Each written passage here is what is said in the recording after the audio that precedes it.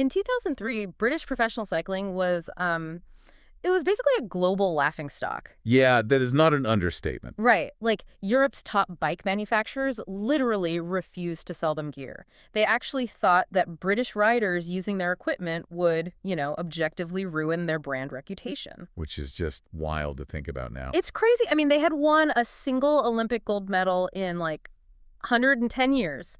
But then 5 years later, that exact same team goes to Beijing and they take home 60% of the Olympic gold medals. It's a completely unprecedented turnaround. It really is. And how did they do it? Well, among other things, they did it by painting the floor of their team truck white. Which sounds completely absurd when you put it like that. Right. But that is actually the exact mechanism of real transformation. We're so conditioned to look for that, dramatic, cinematic moment of success. Really, the montage sequence. Exactly. Yeah. But we are completely blind to the invisible, incredibly tedious mechanics that actually produce it. Well, welcome to you, the learner, to this custom-tailored deep dive.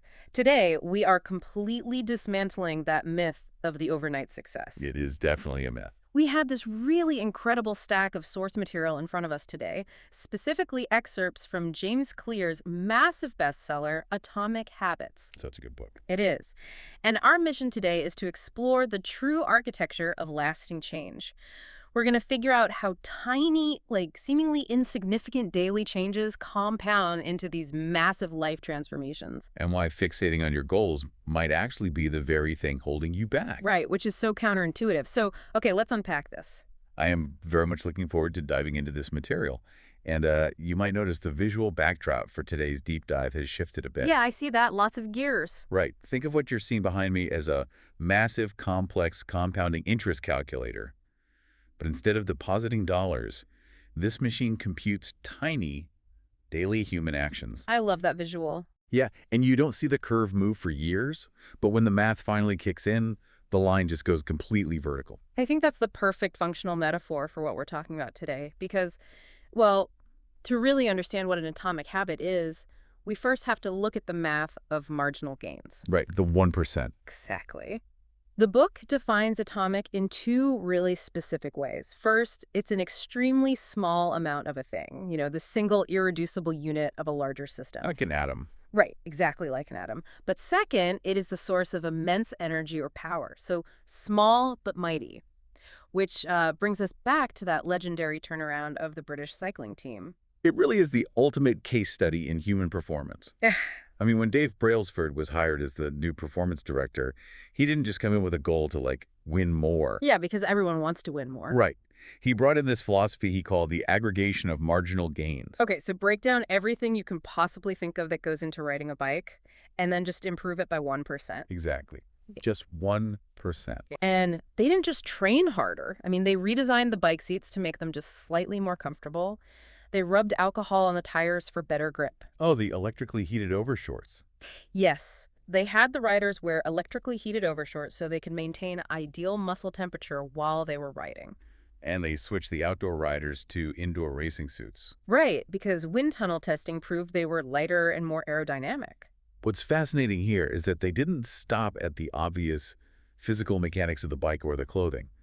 They looked for these 1% improvements in completely unexpected, almost microscopic areas. Give me an example. Well, they tested different massage gels for muscle recovery to see which one was marginally faster. Wow. They hired a surgeon to teach the riders the absolute best way to wash their hands. Wait, to wash their hands? Yeah, to reduce the chances of catching a cold. Because a cold takes you out of training for a few days. That is wild. They even tested pillows and mattresses to find out what gave each specific rider the best night's sleep.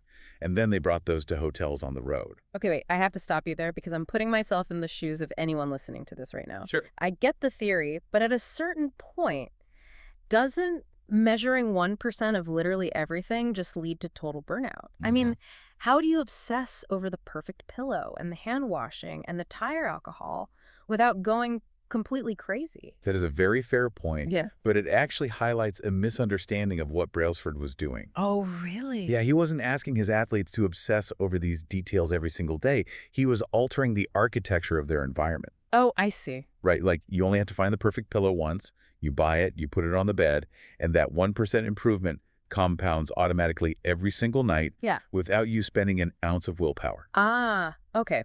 The work is in the initial design, not in like daily agonizing over choices. Precisely. And that explains your favorite detail. The white truck. Painting the inside of the teen truck white. A white floor helped them spot little bits of dust that would normally slip by unnoticed. But which could secretly degrade the performance of their finely tuned bikes. Exactly. You paint the floor once, and the environment does the quality control for you. When you accumulate hundreds of these friction-reducing tweaks, the results are explosive. Explosive is right. I mean, 5 years after Brailsford takes over, they totally dominate the Beijing Olympics. And then London. Right. 4 years later in London, they set 9 Olympic records and 7 world records. And that same year, Bradley Wiggins becomes the first British cyclist to win the Tour de France. And then Chris Froome. Yep. His teammate Chris Froome wins it the next year and just goes on to win it again and again. It was, what, 5 Tour de France victories in 6 years? Which is just staggering. Now, obviously, you listening right now, you probably aren't trying to win the Tour de France. Probably not. But you were trying to get that promotion, or run a 5K, or, I don't know, save for a house, or just be a more patient parent. The math of the white truck floor applies exactly the same way to your morning routine. Because habits are literally the compound interest of self-improvement. Exactly. The math of 1% is actually wild when you map it out. Like, if you can get just 1% better every day for 1 year, you end up 37.78 times better by the time you are done. Not 37% better. No, 37 times better. But, we have to acknowledge that this is a double-edged sword. Yeah, the negative compounding. Right. Getting 1% worse every day takes you down to nearly zero. Stress compounding into health issues, or like negative thoughts creating these toxic loops in your head. Oh, definitely. Time magnifies the margin between success and failure. Whatever you feed time, it will multiply. It's like a pilot adjusting a flight path by just a few degrees. It seems totally insignificant at takeoff. But over the span of thousands of miles, you end up in a completely different destination. That's a great way to look at it. Okay, I hear that, but I have to push back again. If the math of 1% is so simple and, foolproof, why is it so incredibly hard to stick with a good habit? Well, I mean, we've all been there. You run every day for a month, you eat salad, you drink water, you step on the scale. Oh, wait, no, you step on the scale and it hasn't moved a single pound. Right. Our brains seem actively wired to punish us by not letting us see that 1% actually working in the moment. Yeah, you've just hit on the hidden danger of compounding. And honestly, it's the fundamental tragedy of human biology. Tragedy, yeah, that's a strong word. Well, our brains evolved in a hunter-gatherer environment where actions had immediate outcomes. You find a berry, you eat it, you get calories right then and there. Right, immediate return. But today, we live in a delayed return environment. You go to the gym today, you don't get a fit body tomorrow. You get it in 2 years. And James Clear calls this the valley of disappointment. Right? Yes, or the plateau of latent potential. When we start a new habit, we desperately want progress to be linear. Like a straight line up. Exactly. We expect a 1-to-1 ratio of effort to results. But compounding doesn't care about our expectations. The most powerful outcomes in any compounding process are delayed. The results of your efforts are stored up. They aren't immediately spent. The sources use an ice cube analogy to explain this, and it really made something click for me. It's a brilliant visual. It is. Okay, so imagine you are sitting in a freezing cold room. You can see your breath. Sitting on the table in front of you is an ice cube. The room is currently 25 degrees. Okay. Slowly, the room starts to heat up. 26 degrees, 27 degrees, 28 degrees. You are putting in the work, time is passing, but the ice cube hasn't changed at all. Not a bit. 29 degrees, 30, 31. Still nothing. And then 32 degrees, the ice finally begins to melt. If we connect this to the bigger picture, the work you put in from 25 to 31 degrees, it wasn't wasted. It just felt like it was. Right, but it was simply being stored. The phase transition actually happens at 32 degrees. But human nature makes us want to quit at 30 degrees. Because we don't see anything happening. Exactly. We complain that we aren't achieving success despite working so hard. We say, I've been running for a month. Why am I not fit? But quitting then is literally like complaining that the ice cube isn't melting at 30 degrees. And what's so damaging is that society only sees the melting ice cube. They only see that 32-degree moment. Precisely. They call it an overnight success. They see the visible event, but they don't see the geological pressure that preceded it. Like tectonic plates. Yes, plates grinding against each other for millions of years, silently building massive amounts of tension underground before an earthquake finally erupts. Wow. Crossing the plateau of latent potential is the exact same thing. It is the only way to transform stored energy into visible change. So if we need to somehow survive this valley of disappointment, if we need to patiently sit through 26, 28, 30 degrees without seeing any visible results, how do we actually do that? This is the million-dollar question. Because raw willpower is a finite resource. Eventually, you just get tired and you eat the donut. We've all eaten the donut. Right, so the book suggests a radical shift here, and it feels completely counterintuitive. The advice is to completely stop focusing on your goals. Stop focusing on them entirely. Which, I'm sorry, sounds crazy. Aren't goals essential for setting a direction? How do you achieve anything without ambition? It does sound like heresy in our culture, doesn't it? Everything is goal-oriented. But we have to understand the fundamental difference between goals and systems. Okay, break that down for me. Goals are about the results you want to achieve. Systems are about the processes that lead to those results. Okay. If you're an entrepreneur, your goal might be to build $1 million business. But your system is how you test product ideas, how you hire employees, and how you run marketing campaigns. So the goal is the destination. The system is the vehicle. Exactly. Goals are good for setting a direction, but systems are best for actually making progress. And sources heavily critique our obsession with goal setting. They point out a massive logical flaw that we all fall for, which is survivorship bias. This is one of the most eye-opening concepts in the material. I mean, we constantly look at the people who win, the Olympic gold medalist, this successful CEO, the best-selling author. And we assume their ambitious goals led to their success. Right. We read their autobiographies where they say, oh, I always dreamed of this. So we think the dream caused the reality. But we completely ignore the thousands of people who had the exact same goal but failed. Exactly.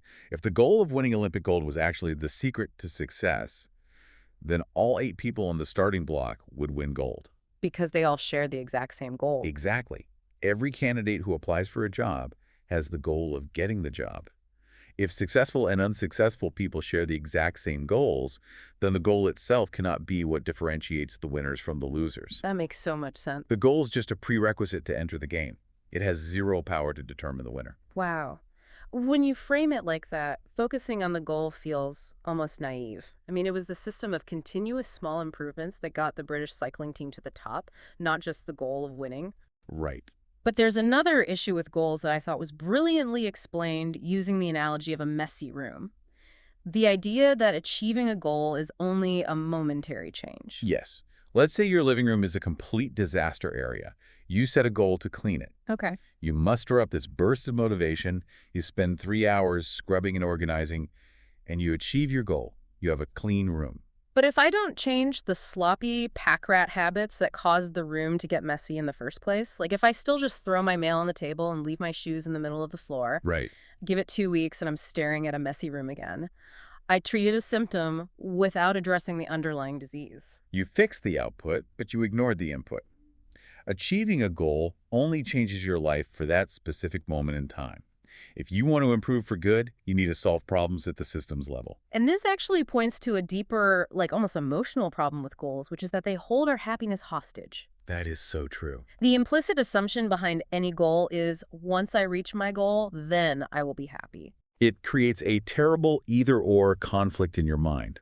Either you achieve your goal and you're successful, or you fall short and you're a failure. You just postpone your happiness until a specific milestone is hit? And the cruel irony is that even when you do hit the milestone, the happiness is fleeting. You just immediately set a new, bigger goal. Here's where it gets really interesting, because the sources call this the yo-yo effect, because goals are actually at odds with long-term progress. We see this all the time with fitness. Yeah, like someone trains for 6 months for a half marathon.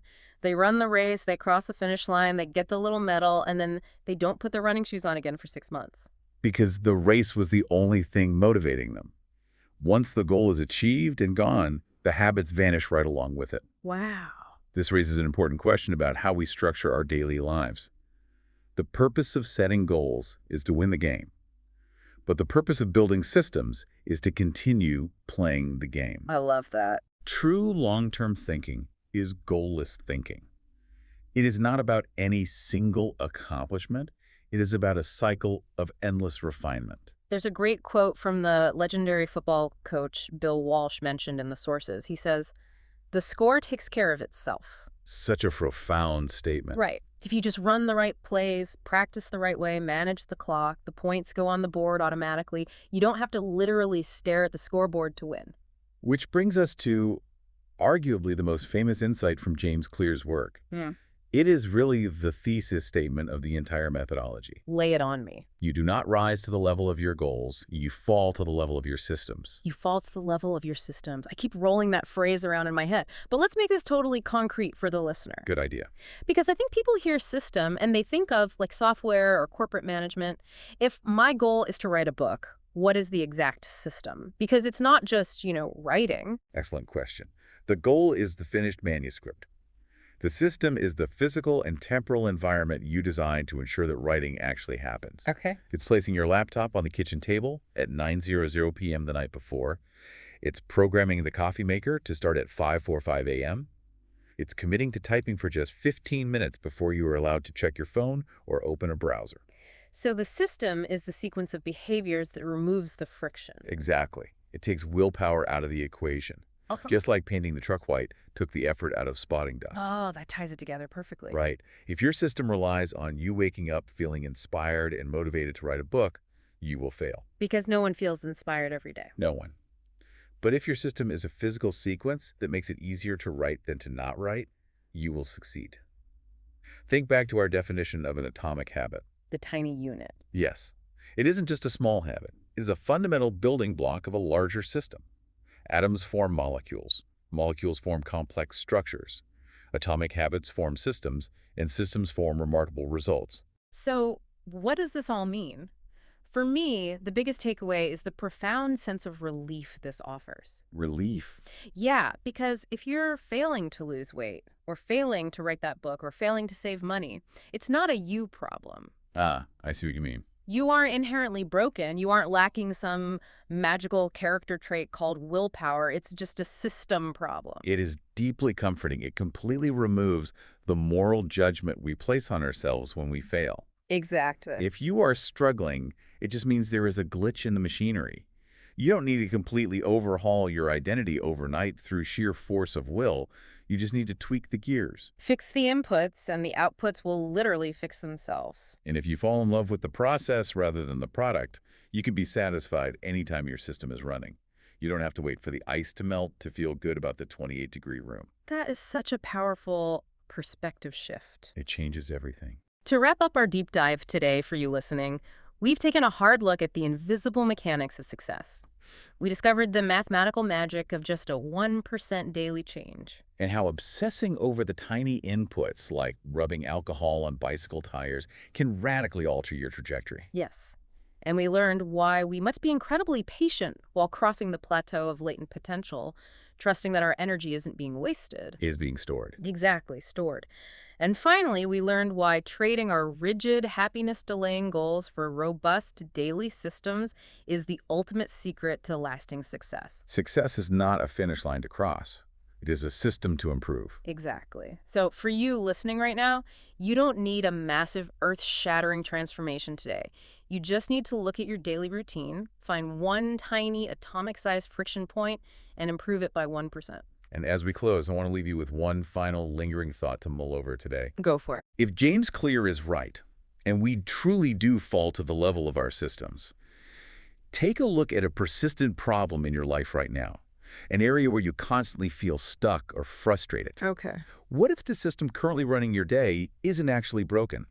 What if it is perfectly, flawlessly designed to get you the exact results you're currently unhappy with? Oh, wow. How will you rewrite the code?